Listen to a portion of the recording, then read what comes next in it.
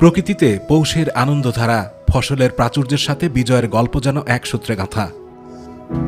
৭১-এর এমন দিনেই বাংলাদেশ স্পর্শ করেছিল মুক্তির মাইল ফলক। ৫৪ বছরে বিজয়ের পরম্পরায় সাম্য প্রতিষ্ঠার ইশতেহার নিয়ে এগিয়ে যাওয়ার প্রত্যয় নতুন প্রজন্মের। আর অগ্রজদের প্রত্যাশা, রাষ্ট্র ও সমাজ ব্যবস্থার আধিপত্যবাদ দূর করে সম্মিলিতভাবে করতে হবে নতুন বাংলাদেশ। ১৬ ডিসেম্বর বিজয় দিবস, আমাদের চিরগৌরবের দিন।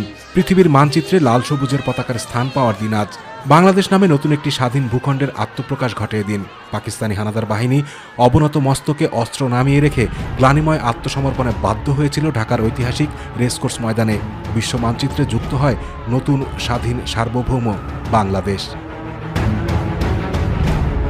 ১৯৭০ সালের সাধারণ নির্বাচনে বাংলাদেশ নিরঙ্কুশ বিজয় অর্জন করার পরও ক্ষমতা হস্তান্তর না করে পশ্চিম পাকিস্তানিরা ষড়যন্ত্রের জাল বিস্তার করে। এরই এক পর্যায়ে পাকিস্তানি হানাদার সেনারা ১৯৭১